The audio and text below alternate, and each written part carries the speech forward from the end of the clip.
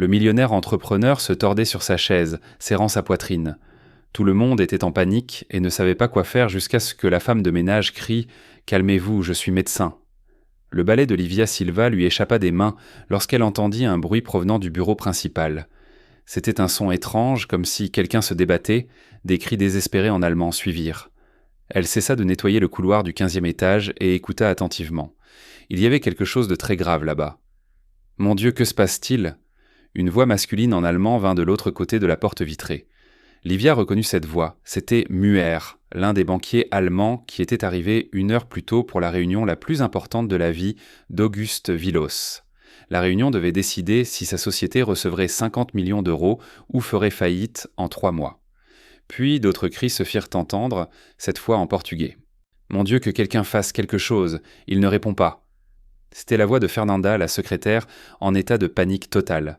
Livia laissa tomber son balai et se dirigea vers la porte. À travers la vitre, elle vit une scène qui fit battre son cœur. Augusto Willos s'était courbé sur sa chaise, serrant sa poitrine des 2 mains, le visage complètement pâle et couvert de sueur. 3 hommes en costume, les banquiers allemands, se tenaient autour de lui, ne sachant que faire. Fernanda pleurait, essayant désespérément de faire réagir Augusto, mais il ne faisait que gémir de douleur, luttant pour respirer. « Monsieur Auguste, parlez-moi !»« Que ressentez-vous » cria Fernanda, le secouant par les épaules. Auguste essaya de dire quelque chose, mais seuls des sons gutturaux sortirent. Ses lèvres commencèrent à s'assombrir. Schmidt, l'un des Allemands, décrocha le téléphone d'une main tremblante. « Je vais appeler une ambulance », dit-il en anglais. « Vite à l'hôpital. »« Non, j'appelle », dit Fernanda en prenant le téléphone. Mais elle était si nerveuse que ses mains tremblaient et elle pouvait à peine composer le numéro. « Allô, j'ai besoin d'une ambulance, urgence !» Livia observait tout à travers la porte vitrée. Son cœur battait comme un tambour. Elle reconnut chaque symptôme, chaque signe, chaque mouvement indiquant un infarctus en développement. Elle avait vu cette scène des centaines de fois dans sa vie passée, lorsqu'elle portait une blouse blanche et était respectée. Elle savait exactement ce qui se passait et, plus important encore, savait exactement ce qu'il fallait faire dans les prochaines minutes pour éviter une tragédie. Mais pendant quelques secondes, elle hésita, tiraillée entre l'instinct médical et la dure réalité. 2 heures plus tôt, ce même homme était passé devant elle dans le couloir et ne l'avait même pas saluée. Il la traitait comme si elle était invisible, comme si elle n'était pas humaine. 6 mois plus tôt, lorsqu'elle avait essayé de signaler une fuite dans les toilettes de l'étage, il l'avait interrompue par ces mots. « Je ne parle pas aux femmes de ménage. S'il y a un problème, voyez avec votre chef. » Mais à ce moment critique, en voyant Auguste se tordre de douleur et lutter pour sa vie, tous ses souvenirs amers s'évanouirent comme de la fumée. Peu importait comment il la traitait chaque jour. Peu importait qu'il la méprisât comme si elle était moins qu'humaine. Une vie précieuse était en réel danger. Et elle était la seule personne à l'étage ayant les connaissances techniques pour la sauver. Auguste commença à glisser de sa chaise. Muir essaya de le retenir, mais ne put pas. L'entrepreneur tomba sur le sol de marbre avec un bruit sourd, convulsant. Ses yeux se révulsèrent. « Il est en train de mourir !»« Que quelqu'un fasse quelque chose !» cria Fernanda hystériquement. À ce moment, Livia prit une décision qui allait tout changer. Elle poussa brusquement la porte vitrée et fit irruption dans le bureau comme un ouragan. « Tout le monde, reculez ! Tout le monde, reculez maintenant !» Tout le monde se tourna pour regarder la femme en uniforme bleu qui avait fait irruption dans le bureau le plus important de l'entreprise. Fernanda cessa de pleurer pendant quelques secondes, confuse. « Livia, que faites-vous ici ? S'il vous plaît, partez, ce n'est pas le moment de nettoyer. »« Fernanda, taisez-vous et écoutez-moi » cria Livia avec une assurance que personne n'attendait d'elle. « Éloignez ces hommes de lui et appelez une ambulance maintenant. »« Mais j'ai déjà appelé. Ils ont dit qu'il serait à Rolla dans 20 minutes, et dans 20 minutes, il sera mort. » Livia s'agenouilla à côté d'Auguste, qui était inconscient sur le sol. « Rappelez et dites exactement ceci. Infarctus aigu du myocarde, homme de 52 ans. Arrêt cardio-respiratoire imminent, transport urgent nécessaire. » Muet la regarda avec surprise. « Vous vous y connaissez en médecine ?» demanda-t-il en allemand. « Je suis médecin !» Livia cria, desserrant la cravate d'Auguste et vérifiant son poulant sur son cou. « Une cardiologue. Tout le monde, reculez, j'ai besoin de travailler. » Il y eut un silence assourdissant. La femme de ménage, qu'il voyait tous les jours nettoyer les toilettes, venait de déclarer qu'elle était cardiologue.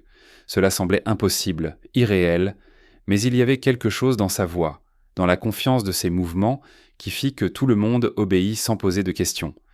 Livia déchira sans ménagement la chemise à 2000 réaux d'Auguste, plaça ses mains sur sa poitrine et commença à pratiquer des compressions cardio-pulmonaires avec une telle précision technique que les Allemands restèrent simplement bouche bée d'étonnement. 1, 2, 3, 4. Elle compta à voix haute, pressant sa poitrine à un rythme précis. Fernanda, ont-ils confirmé leur arrivée ? Oui, mais Livia, êtes-vous vraiment médecin ? Quantum, demanda Fernanda, toujours sous le choc. Pas le temps pour les questions maintenant ? Courez à la salle de bain et apportez des serviettes froides et humides, ordonna Livia sans interrompre les compressions. Schmidt, pouvez-vous lui lever les jambes ? Il obéit immédiatement, impressionné par ses connaissances techniques. Oui, bien sûr. Êtes-vous vraiment médecin ? Répondit-il en allemand. 15 ans de cardiologie, répondit Livia, vérifiant à nouveau le pouls d'Auguste. J'ai travaillé à l'hôpital Clinicos jusqu'à il y a 2 ans. Mais comment ? Muet commença à demander. L'histoire plus tard, l'interrompit-elle. Maintenant, nous devons lui sauver la vie. Livia pencha la tête d'Auguste en arrière, ouvrit sa bouche et commença à pratiquer la réanimation bouche à bouche en alternant avec les compressions. Ses mouvements étaient précis, professionnels, comme quelqu'un qui avait fait cela des milliers de fois. « C'est très niché. Respire, Auguste, murmura-t-elle pendant la procédure. Reviens vers nous. Ce n'est pas encore ton heure. » Après 2 minutes d'action intense, Auguste prit une faible inspiration. Ses yeux s'ouvrirent lentement. Il était confus, essayant de se concentrer sur l'endroit où il se trouvait. En voyant le visage de Livia au-dessus de lui, il était complètement perdu. « Quoi ? Que s'est-il passé ?» murmura-t-il avec difficulté. « Vous avez fait un infarctus », expliqua Livia, continuant de surveiller ses signes vitaux. « Mais maintenant vous êtes stable, ne bougez pas. N'essayez pas de parler. L'ambulance est en route. » Auguste essaya de s'asseoir, mais elle le retint fermement. « Ne bougez pas. Vous devez rester immobile jusqu'à l'arrivée des ambulanciers. Vous... » Il essaya de former des mots. « Je suis la femme de ménage que vous ignorez tous les jours, mais je suis aussi la cardiologue qui vient de vous sauver la vie, » répondit Livia avec un sourire à peine perceptible et triste. Les yeux d'Auguste s'écarquillèrent. C'était impossible de croire ce qu'il entendait. La femme qu'il considérait comme invisible, à qui il ne disait même pas bonjour dans les couloirs, était médecin et venait de l'empêcher de mourir, en plein dans son bureau. 7 minutes plus tard, les ambulanciers arrivèrent. Voyant que Livia effectuait les bonnes actions, ils furent impressionnés. « Vous êtes un médecin ?» demanda le chef des ambulanciers. « Une cardiologue, j'ai prodigué les premiers secours. Il a eu un arrêt cardiaque d'environ 40 secondes, mais j'ai pu le réanimer. Ses signes vitaux sont stables maintenant. »« Excellent travail, docteur. Sans votre intervention, il n'aurait pas survécu. » Auguste fut placé sur une civière, mais avant d'être emmené, il serra fortement la main de Livia. Ses yeux étaient remplis de larmes de gratitude et de surprise. « Pourquoi m'avez-vous sauvé ?» demanda-t-il doucement. « Après tout ce que j'ai fait pour vous éviter ?» Livia serra doucement sa main. « Parce que c'est ce que font les médecins, Auguste. Nous sauvons des vies, peu importe qui c'est. » Lorsque l'ambulance partit, le bureau tomba dans un silence absolu. Fernanda, Roberto de la finance et les 3 Allemands regardèrent sa Livia comme si elle était une apparition. « Livia !» Fernanda parla enfin. « Êtes-vous vraiment cardiologue ?»« Oui, » répondit-elle en rangeant son chariot de nettoyage. « Maintenant, je dois finir de nettoyer les toilettes du 12e étage. Mon service se termine à 18h. » Muat s'approcha, visiblement ému. « Docteur, vous avez fait quelque chose d'incroyable. Pourquoi un médecin travaille-t-il comme femme de ménage ?» demanda-t-il. Livia répondit. « Parce que parfois la vie nous met là où nous nous y attendons le moins, et parfois c'est exactement là où nous devons être. » Elle poussa le chariot vers la porte, mais se retourna une dernière fois. « Prenez soin de lui à l'hôpital et dites-lui qu'il doit arrêter de travailler 16 heures par jour et manger moins de viande rouge. Son cœur ne supportera pas une telle charge. » En quittant le bureau, Livia laissa derrière elle un groupe de personnes absolument choquées. La femme de ménage invisible s'avérait être une spécialiste hautement qualifiée qui avait accompli un miracle médical. Mais l'histoire ne faisait que commencer. Quand Auguste se réveillerait à l'hôpital, il aurait beaucoup plus de questions, et les réponses changeraient à jamais sa vision du monde et des gens qui l'entouraient. Le silence à l'hôpital Santa Casa ne dura que quelques secondes après qu'Auguste Vilos eut ouvert les yeux dans l'unité de soins intensifs coronariens. Il était branché à des moniteurs émettant des signaux constants, avec une perfusion intraveineuse dans sa veine et des électrodes sur sa poitrine nue. La première chose qu'il vit fut le plafond blanc de l'hôpital, puis le visage inquiet de sa femme, Clara, assise près du lit. « Mon chéri, Dieu merci, tu t'es réveillé », dit Clara, lui serrant la main, les larmes aux yeux. « Les médecins ont dit que c'était un miracle. » Auguste essaya de parler, mais sa gorge était sèche. Clara lui tendit de l'eau avec une paille, et il but lentement, traitant toujours où il se trouvait et ce qui s'était passé. De vagues souvenirs commencèrent à revenir. Douleur thoracique, la panique des Allemands, le désespoir de Fernanda, la réunion. Il murmura doucement « Les banquiers, ils sont partis. » « Oublie la réunion maintenant, » répondit Clara en lui caressant le visage. « L'important, c'est que tu sois vivant. Sans l'employé qui t'a aidé, tu serais mort sur place. » Employé ? Auguste fronça les sourcils, essayant de se souvenir, puis des images affluèrent comme un film, Livia déchirant sa chemise, pratiquant le massage cardiaque, criant des ordres médicaux avec une assurance qu'il n'avait jamais vue en elle. « La femme de ménage, dit-il doucement à lui-même, plus à lui-même qu'à Clara. Elle a dit qu'elle était médecin. » « Un médecin ?» répéta Clara, confuse. « Quelle femme de ménage, mon cher ? De quoi parlez-vous » Avant qu'Auguste ne puisse répondre, la porte de la chambre s'ouvrit et le docteur Henrik Moura, le cardiologue responsable du cas, entra. C'était un homme d'une 50aine d'années aux cheveux grisonnants, avec une expression sérieuse mais compatissante. « Monsieur Auguste, ravi de vous voir conscient, » dit le médecin, vérifiant les moniteurs. « Comment vous sentez-vous ?»« Un peu confus, docteur, mais vivant, il me semble. » « Plus que vivant, vous avez une chance incroyable. » Le docteur Henrik s'assit sur une chaise. « Pour te le bestar, vous avez fait un infarctus aigu du myocarde, communément appelé crise cardiaque. Votre cœur s'est arrêté pendant près d'1 minute. » Clara serra plus fort la main d'Auguste, alarmée. « Mais voici ce qui est vraiment impressionnant, » continua le médecin. « Quelqu'un a effectué une réanimation cardio-pulmonaire parfaite sur place. Massage cardiaque, respiration artificielle, le tout avec un timing précis. Sans intervention immédiate, vous ne seriez pas arrivé ici vivant. » C'était une employée de l'entreprise. Elle a dit qu'elle était cardiologue, dit Auguste, essayant toujours de reconstituer ses souvenirs. Ah oui, le médecin qui est venu avec vous dans l'ambulance. Le docteur Henrik hocha la tête. Une spécialiste remarquable. Nous avons parlé en chemin et elle m'a donné des informations précises sur les premiers secours. Je vois rarement des médecins travailler avec autant de compétences. Elle était dans l'ambulance ? Demanda Auguste avec surprise. Bien sûr. Elle vous a accompagné ici pour maintenir vos signes, vitaux stables. Elle n'est partie que lorsque vous avez été transféré aux soins intensifs. Auguste resta silencieux, traitant cette information.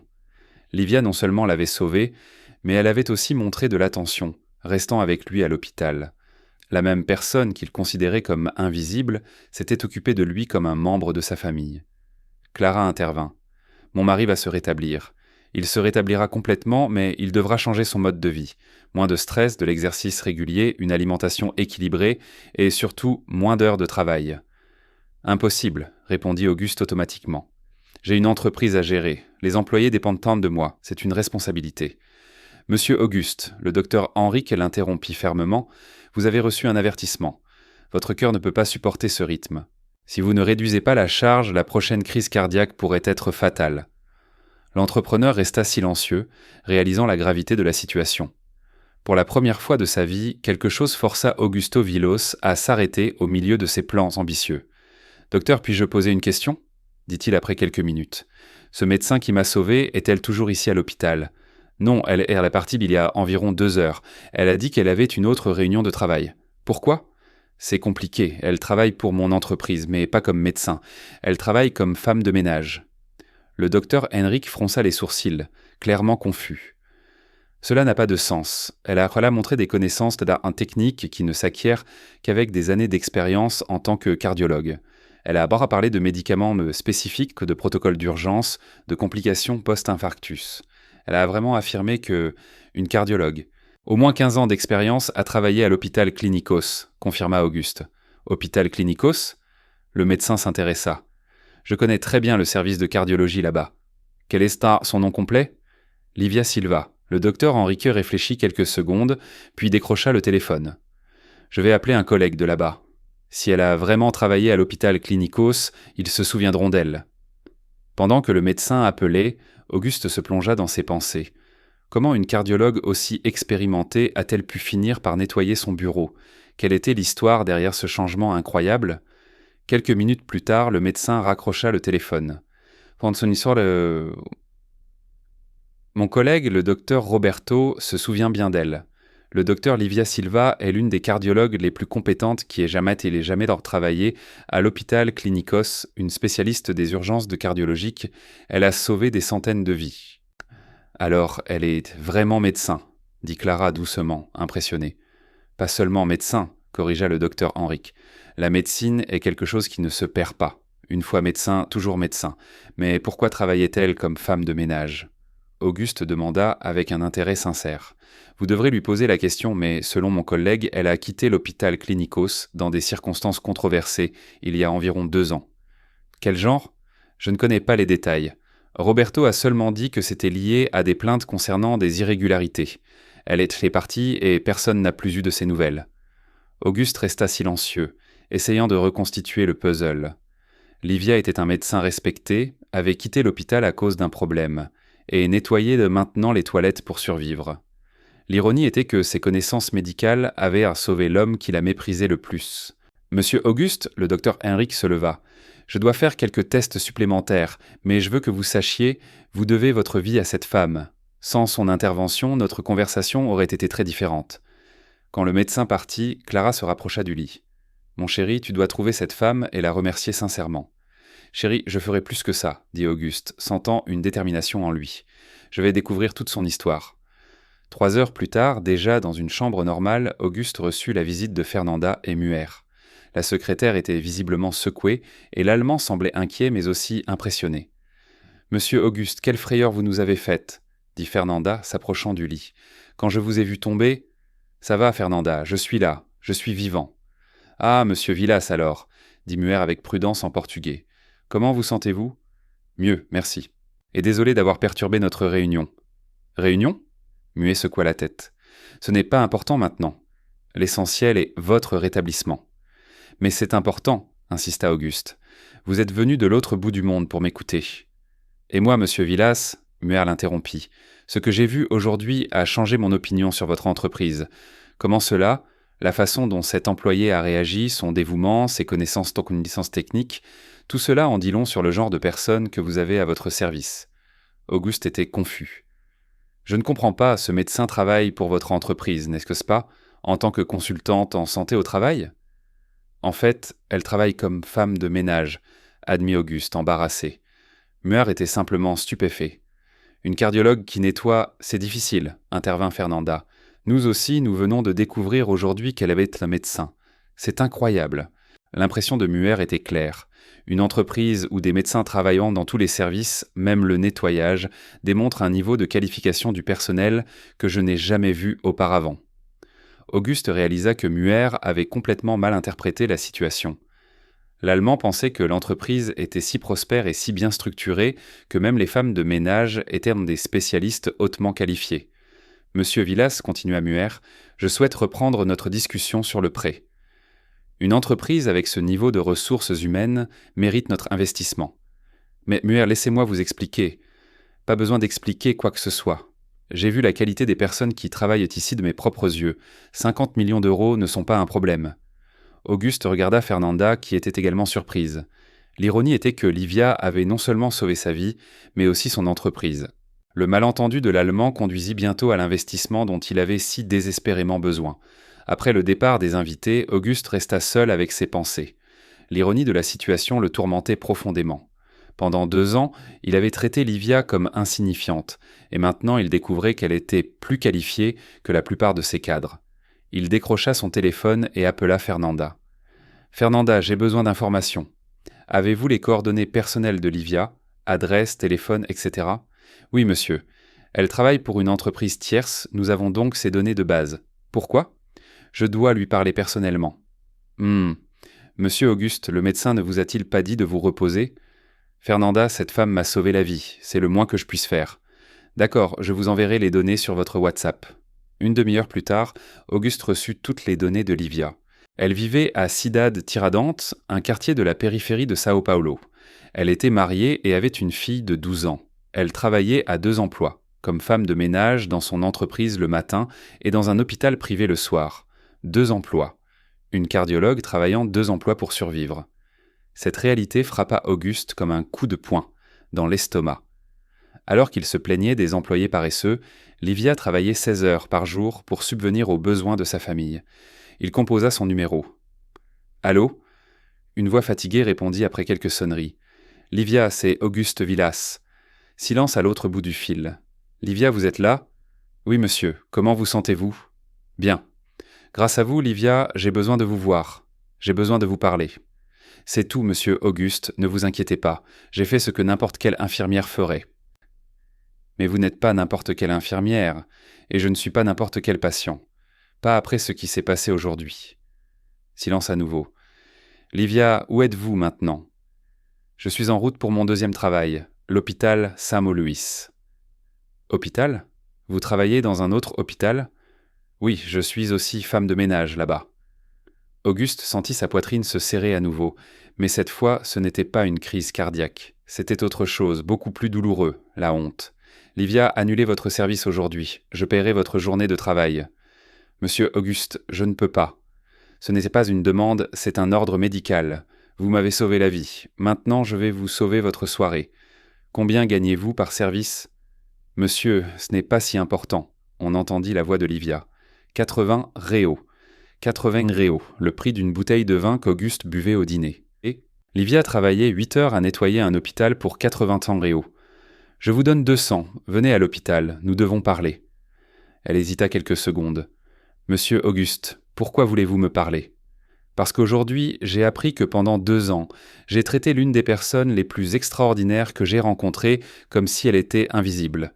J'ai besoin de comprendre comment cela est possible. » 40 minutes plus tard, Livia Silva entre dans la chambre d'hôpital dans les mêmes vêtements simples que toujours, mais maintenant Auguste la regardait avec des yeux complètement différents. Elle n'était plus la femme de ménage invisible, mais le médecin qui avait tenu son cœur entre ses mains et l'avait ramenée à la vie. « Salut !» dit-elle simplement, debout près de la porte. « Asseyez-vous, s'il vous plaît. » Auguste fit un geste vers la chaise à côté du lit. « Merci d'être venu. » Livia s'assit, mais garda une posture formelle, comme si elle était toujours une subordonnée parlant à son patron. « Livia, j'ai besoin de savoir quelque chose, » commença Auguste. « Comment une cardiologue de l'hôpital Clinicos a-t-elle pu finir par nettoyer mon bureau ?»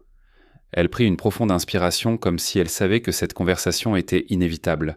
« C'est une longue histoire, monsieur Auguste. » « Dites-moi, j'ai le temps et après ce que vous avez fait pour moi aujourd'hui, j'ai toute une vie pour écouter. » Livia regarda ses propres mains, organisant ses pensées, puis commença à raconter une histoire qui allait changer à jamais la vision du monde d'Auguste. « Il y a 2 ans, j'ai découvert que certains médecins de l'hôpital Clinicos vendaient de faux certificats médicaux à des entreprises, de fausses notes de maladie, des congés de maladie achetés, des résultats de tests modifiés. C'était un grand système impliquant beaucoup d'argent. Et vous l'avez signalé ? Oui, je pensais faire ce qu'il fallait. Je pensais que la direction de l'hôpital enquêterait et punirait les coupables, mais cela ne s'est pas produit. » Livia rit amèrement. « Au lieu de cela, je suis devenu l'ennemi de tout le monde. Les médecins impliqués avaient de l'influence, des relations, ont répandu des rumeurs selon lesquelles je causais des problèmes, inventais des histoires, que j'étais difficile à travailler. Et c'est pourquoi j'ai été licencié pour ne pas m'intégrer à la culture d'entreprise. 2 semaines plus tard, mon mari a également perdu son emploi. Il travaillait pour une entreprise liée à l'hôpital. » Auguste sentit son estomac se nouer. « Ils ont persécuté votre famille ? Officieusement, mais trop de coïncidences, n'est-ce pas ? Et le pire était encore à venir. Quoi exactement ? Ma fille, Elena, a eu une grave maladie. Cela nécessitait une surveillance constante et un traitement coûteux. Lorsque nous avons perdu nos emplois, nous avons également perdu notre assurance maladie. » Les yeux de Livia se remplirent de larmes, mais elle continua à parler fermement. « J'ai essayé de trouver un autre emploi comme médecin, mais ma réputation était ruinée. Personne ne voulait embaucher quelqu'un qui causait des problèmes au travail. Et puis vous avez accepté de travailler comme femme de ménage ? Je n'avais pas le choix. J'avais besoin d'un emploi officiel avec un enregistrement pour obtenir une police d'assurance maladie. Lorsque l'entreprise de sous-traitance a proposé le poste, j'ai immédiatement accepté, même si c'était humiliant. Oui, mais je préfère être humilié au travail que de voir ma fille sans traitement. » Auguste resta silencieux pendant plusieurs minutes, absorbant chaque mot. La femme devant lui n'était pas seulement un médecin exceptionnel, c'était une mère courageuse qui avait sacrifié sa carrière pour sauver sa fille. « Livia, dit-il finalement, pardonnez-moi. » « Pardonnez quoi ? Tout. de vous avoir traité comme moins qu'humaine, de ne jamais vous avoir vu comme une personne, d'avoir été aveugle à vos talents. Monsieur Auguste, vous ne saviez pas, mais vous auriez dû savoir. Vous auriez dû traiter les gens avec dignité, sans vous plonger dans leurs histoires. » Livia le regarda avec une expression de surprise et d'émotion. « Bon, et maintenant, continua Auguste, j'ai une proposition. Qu'est-ce que c'est ? Je veux que vous retourniez travailler comme médecin. Je vous offre le poste de directrice médicale de l'entreprise. Salaire 15 000 réaux par mois. Tous les avantages. Une police d'assurance maladie premium pour votre famille. » Les yeux de Livia se remplirent de larmes. « Monsieur Auguste, c'est trop généreux. Ne dites rien de plus. Vous m'avez sauvé la vie aujourd'hui. Maintenant, donnez-moi une chance de vous sauver la vôtre. Je ne sais pas quoi dire. Dites que vous acceptez. Dites que vous me donnerez une chance de prouver que les gens peuvent changer, que je peux être meilleur que je ne l'étais. » Livia pleura doucement pendant quelques minutes. Après 2 ans d'invisibilité, enfin quelqu'un voyait sa valeur. « J'accepte, » dit-elle doucement. « Oui, j'accepte. » Auguste sourit pour la première fois depuis des jours. « Alors, bon retour en médecine, docteur Livia Silva. » À ce moment-là, tous deux savaient que quelque chose avait changé pour toujours. Non seulement dans leur vie, mais aussi dans la façon dont ils verraient tout le monde autour d'eux. Parfois, les plus grandes leçons de la vie sont déguisées en petites gentillesses, et parfois celui qui nous sauve la vie nous enseigne la vraie vie. 2 jours plus tard, Auguste Villos sortit de l'hôpital avec une liste de recommandations qui changèrent complètement son mode de vie habituel. Exercice léger, régime strict, médicaments quotidiens, et surtout d'une forte réduction du stress. Le docteur Henrique fut clair. « Monsieur Auguste, votre cœur a donné un avertissement. La prochaine fois pourrait être fatale. » Mais la première chose qu'Auguste fit en rentrant chez lui ne fut pas de se reposer, mais d'appeler Livia. « Ramongo yaha, allô ?» répondit-elle après quelques sonneries, d'une voix fatiguée. « Comme d'habitude, Livia, c'est moi, Auguste. Je suis à la maison. Je suis sorti. »« Pouvons-nous nous rencontrer aujourd'hui demanda Livia. « Nous avons déjà parlé à l'hôpital. Vous n'avez plus besoin de vous inquiéter pour moi. » Livia, ce n'est pas de l'inquiétude, mais de la gratitude et de la curiosité. J'ai besoin de mieux comprendre votre histoire. Il y eut un silence à l'autre bout du fil. « S'il vous plaît, insista-t-il, je vous paierai pour une journée entière de travail. Je veux juste parler calmement. »« D'accord, accepta-t-elle après avoir hésité. Mais pas chez vous. Je ne serai pas à l'aise là-bas. Ou alors, connaissez-vous le centre commercial Cidade Tiradentes ? Il y a une petite aire de restauration là-bas. » Auguste n'avait jamais entendu parler de ce centre commercial. Pour lui, le shopping se faisait à Iguatemi, Jica, des endroits raffinés dans le sud de la ville, mais il accepta immédiatement. 2 heures plus tard, il roulait sur la route d'Itaquera, s'immergeant dans un monde complètement différent. Les maisons étaient bien modestes, les rues moins pavées, la circulation intense, les gens travaillaient, les enfants jouaient dans les rues, la vie bouillonnait d'une manière qu'il n'avait jamais remarquée auparavant. Le centre commercial Cidade Tiradentes était petit, simple mais propre et animé. Auguste se sentait déplacé, dans son costume cher parmi des gens en vêtements décontractés, des familles se promenant, des jeunes s'embrassant dans l'air de restauration. Livia était déjà assise à une table de coin, dans une simple blouse blanche et un jean. Elle avait l'air différente en dehors du travail, plus détendue, plus humaine. « Salut » dit-elle quand il s'approcha. « Salut, merci d'être venu. » Auguste s'assit sur une chaise en plastique, essayant de s'habituer à l'environnement.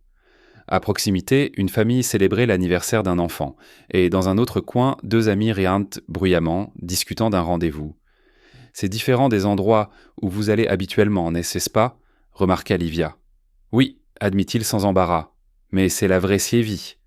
Il y a de la vie ici. » Ils commandèrent en comptant du café et une collation simple. Auguste remarqua que Livia vérifiait les prix sur le menu avant de choisir quelque chose, ce qu'il ne faisait jamais. « Livia, dit-il, je veux que vous me racontiez tout. Depuis le début. » Elle soupira, remuant du sucre dans son café. « Mon père était maçon, ma mère femme au foyer, commença-t-elle. Nous vivions dans une maison de 2 pièces, ici à Cidade Tiradentes. J'étais l'aîné de 3 enfants. Et comment avez-vous réussi à étudier la médecine ?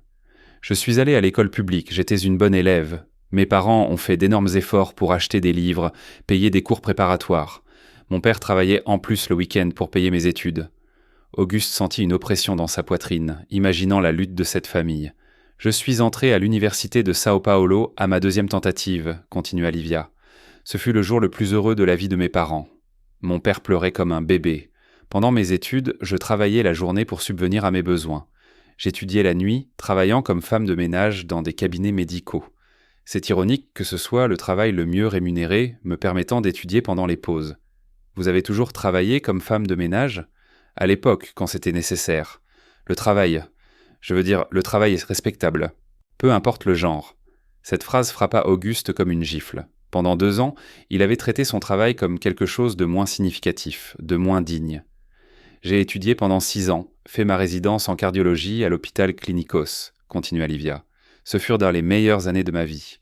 Je faisais enfin ce dont j'avais toujours rêvé. Et vos parents ? Mon père n'a pas vu ma remise de diplôme. Il a fait une crise cardiaque en 5e année d'université. Il a travaillé dur, était stressé, a eu une vie difficile. Il est mort à 52 ans, le même âge qu'Auguste, de la même maladie, mais avec une différence essentielle. Le père de Livia n'avait personne qui pouvait le sauver. « Je suis désolé, dit Auguste sincèrement. Ma mère est restée avec les plus jeunes enfants. J'ai aidé autant que j'ai pu, mais la résidence paye peu. Tout était très difficile, mais j'aimais chaque jour. Après la résidence, j'ai réussi à obtenir un poste dans le service de cardiologie d'urgence de l'hôpital Klinikos. Un rêve devenu réalité, sauver des vies chaque jour. Je gagnais assez pour aider ma famille, construisant une carrière sérieuse. Et comment avez-vous rencontré votre mari ? J'ai rencontré Paolo à l'université. Il étudiait l'ingénierie. Nous sommes sortis ensemble pendant 7 ans et nous nous sommes mariés après l'obtention de mon diplôme. Elena est née 2 ans plus tard. Livia fit une pause et Auguste sut que la partie la plus difficile arrivait.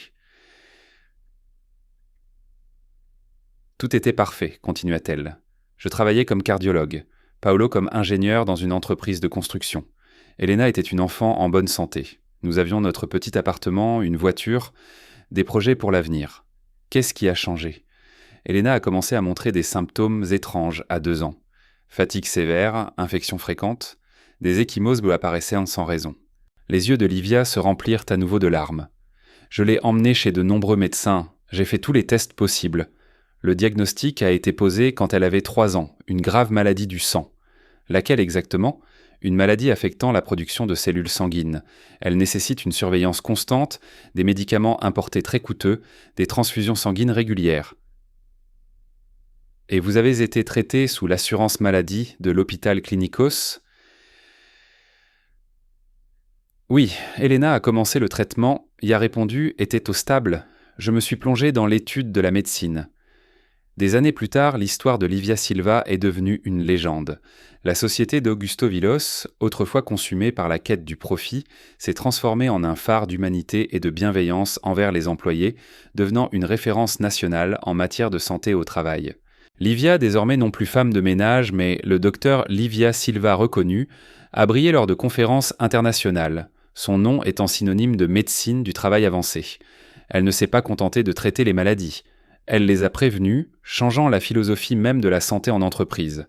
Sa fille, Elena, a grandi, est entrée à l'université de médecine et a suivi fièrement les traces de sa maman et de sa mère, rêvant de sauver des vies, tout comme sa mère a un jour sauvé Auguste. Et Auguste lui-même, dont le cœur s'est un jour arrêté, battait désormais à l'unisson des valeurs qu'il avait autrefois ignorées.